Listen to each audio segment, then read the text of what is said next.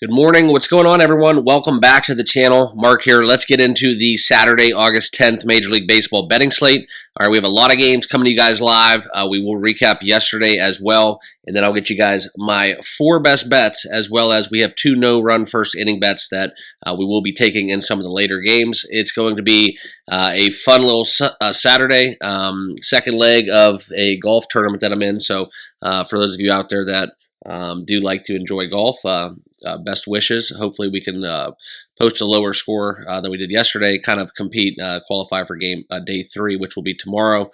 So I did want to make this video because I am going to be going in about 4 hours to tee off. So won't be watching too much baseball today until the later games, but I did want to make this for you guys to have my best bets and recap yesterday, where we're going to put the hat on for this one and take a drink of coffee, and you guys can, choose to do whatever you'd like on that. But we have, a very interesting issue, I think, that we have to fix today. We went 4-1 yesterday on the picks, and we did not get the brooms out. One game away, and honestly, that was probably one of my more confident picks that I had yesterday, was taking the Dodgers Pirates under 4.5, okay, in the first 5 innings. And now we're back at it. So we were able to cash with the Padres. That's going to be live for quite some time. Honestly, I think that they're going to be a team that we're going to back. And then the Minnesota, Cleveland, the overs, as well as the the Twins, liking them going against the newly acquired pitcher for the Guardians. That was an angle that I definitely saw some value in, and we ended up playing it across the board. But we did take that with the over, and then as well, the last game that we had was the Braves-Rockies over 10 in Coors Field. That was a kind of too low of a number for me, if you want my honest opinion. So got on that one as well. Okay, and now let's get into today's picks. Forgive me, I'm looking for something, and let's get into the picks. Like I said, kind of an interesting slate. I'm just going to be honest with you guys. There's a couple games that I want to watch. I'm kind of upset I can't watch. A couple different opportunities, but we do have some edges. So let me get into it without further ado. But if you can, make sure you guys subscribe down below. Smash that like button. And we do talk sports every single day here on the channel. If you want to become a channel member, that tip jar is wide open. So please become a channel member today. Links down below. Also, another affiliate that I'm partnered with right now is OddsJam. They are kind of my go-to before I place any wager, and not just with finding the best odds available, bet tracking, fantasy. What we do from the likes of an arbitrage standpoint, I think, is one of the most interesting things about OddsJam. So if you guys are into that, or if you use any kind of sports book on your app, mobile device, it is really, really silly to not be using OddsJam. It's a very nominal fee per month or per year just by signing up. And this is something where if you use my promo code up above, you do get 35% off. So check it out today. All right. Let's look into that first kind of starting point of the day. We have a doubleheader between the Rangers and Yankees. Like you guys are all aware, it takes a lot for me to get me on a pre-flop doubleheader to play any of those games. Yesterday was a prime example, though, where we did have a serious edge with a pitcher making their debut off of injury, new league, new team. That's kind of where we went with that. But this is one where we have great matchups. Rodon and Cole's going for the Yanks. And by all accounts, Texas is kind of slowly turning the corner, in my opinion. But we're staying away from this one. I don't like betting for or against Rodon. A lot of times that's a tough one because he does come on pretty strong sometimes. And Cole, as we all know, has definitely a Cy Young form on any given night. So no play for me officially in that contest. All right. The next one is one where I'm kind of going out on a limb. A lot of you guys probably will look and scratch your heads on this one, but we are going to take the Athletics and the Blue Jays. But we're going to do so. We're going to take the Athletics plus 134 is the best money line price that I found. In this game, we have Osvaldo Bido going against Yariel Rodriguez, and it's pretty simple for me. The Athletics have been a streaky team, a great team to back whenever they are underdogs. I like them in this spot, and my number here in this game, it's purely a value play. Toronto might win, winning 3 out of their last 5. So be it. I don't care. This is getting Oakland off of a loss. Also, we look into this. My number says this should be more so close to even. So plus 134 is a extreme value if you guys are playing money lines. So I have to get down with the A's today. We're taking them plus 134. All right. And then another bet that I do like that almost made my card, Tigers and Giants. I think there's a little bit of a pitching issue going on, but Logan Webb waiting on that Tigers arm. But I do like Logan Webb to get this job done. All right. At home, I think this is one where we could see a 7-2 kind of win for the Giants. That would be my prediction if I was going to give one. But I like Logan Webb. I think he gets it done. Tigers don't score more than 4, so as long as the Giants come out here and play the game they should, back their ace, I think they get a serious decision here, in my personal opinion. But I'm not going to bet this until Tigers let me know who they're pitching and see where the numbers end up. But right now, you can't find a number out there, but if it's right now, it's off the books. But if they do post one, Giants first 5 would definitely be a strong lean. All right. Astros, Red Sox, Josh Winkowski going against Spencer Arrighetti. Very interesting. Boston's kind of a hard team to handicap right now. So getting them at minus 113, I think the value there lies within Houston, but Arrighetti, 4-10 on the season, not going to get down with that personally. You could get plus 1.5 on the Astros at a minus 166 price. That's very interesting for a parlay if you guys want to get into some kind of a longer odds, a little sprinkle on a little parlay. That's a great dance partner, but in itself, I'm not playing the Astros side or total. Minor edge to the over in lean. Okay. Next game, San Diego in Miami. This is one where we're going to be on the Padres. We're going right back to the well. Do not be shy about it. You can run line it, team total it. Whatever you feel may do you justice, the best way that you can do it. Miami is a team that we're just going to be on the fade train. I think that they're trending in the opposite direction. And when we talk about Miami a little deeper, okay, I think they're just running into a San Diego team that's just on an absolute tear. They're going to keep it going. And we look at Rodri Munoz, I mean, almost an abysmal 6 ERA going against this Padres club. I think that San Diego on the run line is a very strong play, but for some reason I'm able to get $1.32. So that is where I got down with the Padres at $1.32, but now that number has shifted. We are seeing $1.66. So for all intents and purposes, I just want to be this full disclosure. I did bet this earlier on where I got minus 132, but I am all about the minus 1.5. I know it's not plus money that we were getting, but Padres minus 1.5 at a minus 104 price. That is definitely something that's going to be in the cards, and don't be scared to lay the run line. I think it's where there's a clear a shift within how the number's moving. I think that this is setting up for a disaster of a outcome for the Marlins, in my personal opinion. So if a number does get kind of crazy, Padres team total, and let me look into this because I do want to demo this for you guys. We are going to be looking at some no-run first inning bets, but just for fun, this is where we can look into what actually OddsJam does. We'll go into total runs, and look how easy this makes us. It saves me probably a half hour a day trying to look into numbers and not have to worry about where the best odds are. Okay, so this is where we're looking into team total. Perfect. So we go team total, boom, there you go. All of your favorite sports books right there. Green numbers flash for who has the best number. 4.5 for the Padres. Over minus 135.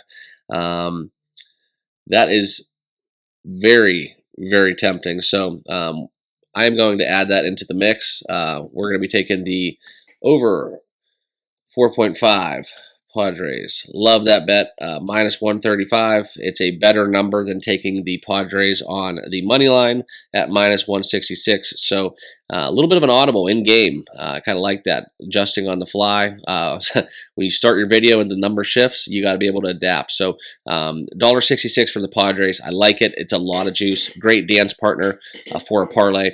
But this is all about the Padres in this game. I think that when the shifts in the market firmly gets a little bit out of control with backing of the Padres, I'll let you guys know. But right now we still have some opportunity. Okay, so back into the board.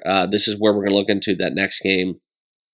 Okay, like I said, we're crossing off the Texas and Yankees doubleheaders. Sure, I could talk about them, but this is kind of my strategy. Is if you have 15 games, and this is one of my greatest strategies within football. I reduce the board. Okay, reduce the board, make it a smaller slate. Don't subject yourself by paralysis by analysis. If there's 15 games and there's 30 different betting markets within those games, that's 450 possible bets that you have to look at. This is just arbitrary numbers, but if you shrink that down to about 10 games, then you guys can do the math. But you're leaving yourself a lot less brain work, a lot less. I mean, everybody. If you don't put the time in and you're not ready to go, especially with football with that 1 o'clock kickoff, you're just, your bets should be in by Tuesday. They shouldn't be in Sunday morning. If you're doing that, that's just Miller time. So that's my 2 thoughts. But we're all guilty of it. We're all, the numbers move and there's nothing you can do about it. But just being honest on how that goes down within the betting world. All right, Angels Nationals. Let's talk about that. Back into the card. Okay, Griffin Canning, Patrick Corbin. Very close to making the over 9 bet in this contest. I love this one. We're going to get into the Reds-Brewers game. I also like the over in those 2 games. It's something where I definitely see not so much these offenses doing well, but just it's Patrick Corbin day. Griffin Canning, they might be related for all I know, because just both of these pitchers respectively combined 6-22 record on the season. So if there was ever a situation where Manfred could come down and basically just kind of wave the white flag and have a game end in a draw within baseball, this would definitely be one of those games. So there's no clear winner. I think this is over, and apologies for all those Angels fans out there. Losing Ohtani, losing Trout the injury. There's some crazy Trout statistics out there for all you trivia nerds. 1 postseason win in his career. It's absolutely crazy seeing. Look at how many home runs he's hit over the last, I think it's 5-10 year period. It actually kind of blow your mind. Very similar to what Ken Griffey happened to him, but a little different. If you look at, I could talk stats with you guys for a long time, but I think you guys want the winners. But feel free to leave some down in the comments. Maybe fire me up. I'll respond to a few of them. But definitely a little comparison to what went on with the kid number 24. So, all right, back into the card. All right, Indians and Twins. This is a game where I'm actually excited for this one. It's kind of a little bit of a rubber match. In a sense that I think it's going to set up for a great Sunday game. Just my thoughts. I think Cleveland gets the win here. Gavin Williams, 1-4 on the season, though. That's a little weird. He had a great start, but now he's kind of sliding and a victim of Cleveland's kind of downturn, right? We've all said that there's going to be a little regression, a little reversion to the mean. The Guardians are running way too hot. It happens. I told you guys before the season I had them finishing 3rd in the Central. Not a big fan of their coach, but Stephen Vogt got the job done, and now they're riding their way into the postseason. But let's talk about this little streak that we're on. The Guardians have lost, knock on wood here, guys, but 1, 2, 3, 4, 5, 6, 7 in a row. Okay, never bet against a streak to end, and never bet against a streak, period. Okay, 2 rules within Major League Baseball betting. I like Simeon Woods Richardson. If you guys want to back that, fine. If not, that's another story. So I'm going to stay away from this one. Just going to enjoy watching it. All right, like I said, Reds, Brewers, I do like the over in that. It's just a play on the over. The Brewers' bats are on fire. The Reds can put up some numbers, so that's just kind of an overplay for me. Not officially, but okay. Kansas City, St. Louis. I'm going to skip that game. I want to get into some of my picks because this video is kind of dragging out, and I want to get you guys on your way. For all you Chicagoans out there, all right, Chi-Town, we have White Sox, Cubs, Chris Flexen, Justin Steele. Just for the hell of it, plus 2.5, minus 120, bet MGM. I'm not opposed to taking that. If you guys want to do it, go for it. I'm not going to lay the Cubs money line, minus 234, but plus 2.5 is just too hard of a number to ignore. So I would have that as a bet, but I just can't get down with it. All right. We are going to lay the juice here with Baltimore, minus 149 on the money line, going against the Tampa Bay Rays. Back in Corbin Burns, I think $1.49 is too good of a price to pass up. So I do like Baltimore on the money line. Then we could talk about Philadelphia and Arizona. Great pitching matchup. Zach Gallen hosting Aaron Nola. I like this game as a coin flip, but I would go with the Snakes in this one, taking the Diamondbacks. I also like the over. This is something where it's going to be just purely a 50-50 coin flip bet for the Diamondbacks and Phillies. Aaron Nola is a definite fade right now. I like the Diamondbacks at home. A little fishy number because of how Philadelphia has been swinging the bat. So I could understand you not wanting to bet Diamondbacks, bet against Philadelphia. I'm not going to be playing this game, but my lean would be towards the Snakes. All right. And then let's get into the other game where we have Atlanta and Colorado. You can look back to the over, but Max Fried going. Colorado has not named the pitcher. I don't like the Braves on this side. If anything, I would take the Rockies plus 2. We're seeing a lot of those big numbers. Plus 2 at minus 115. You can find that out there. That's something where I'd entertain that. But for me, no official play, okay? And then we do have our final 2 plays. All right, this is going to be actually 3 if you count the game. I'm going to back the Dodgers. This is actually one of my favorite bets of the day. We are going to take the Dodgers at home, plus 100, going against Paul Skeens. I know everybody's going to be loving Paul Skeens, but newsflash, River Ryan's not too shabby himself. So let's back the Dodgers at home. I think they get the Skeens. They've seen them once. Lightning kind of strikes a little softer the second time. I know he's still doing outstanding. He's not going to, I don't think, have the innings and the requirements to get to Cy Young, but this is one of my favorite plays of the day. 9-10 first pitch, Dodgers. I'm going to be watching the Cleveland Browns. A lot of preseason football today after I'm done golfing, so I will have this on for sure. I want to see what happens within the Pirates and Dodgers, but we're going to get down with the Dodgers. Plus 100 on the money line as my last official play. Okay, and then in these last 2 games, right? Seattle at home, that is an under system that I've been playing. Sean Manaea, Logan Gilbert, strong lean towards the under 7.5. But in these final 2 games, it's very simple, and I'm going to pull it up here on your screen with a quick recap. But we are going to get into the Seattle no-run first inning bet and the Dodgers no-run first inning bet. So 2 nrfis for you guys to round out the card, minus 130, minus 115.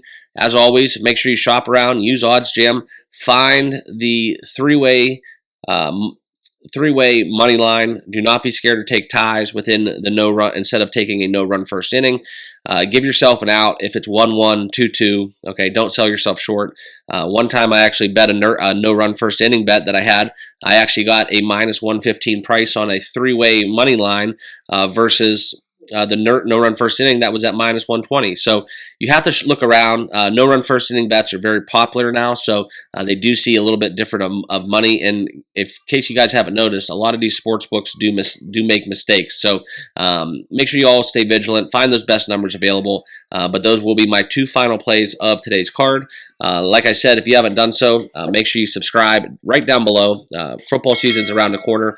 Don't miss a beat when we talk sports gambling every single day right here on the channel. Good luck with your picks, and we'll see you all tomorrow. Cheers.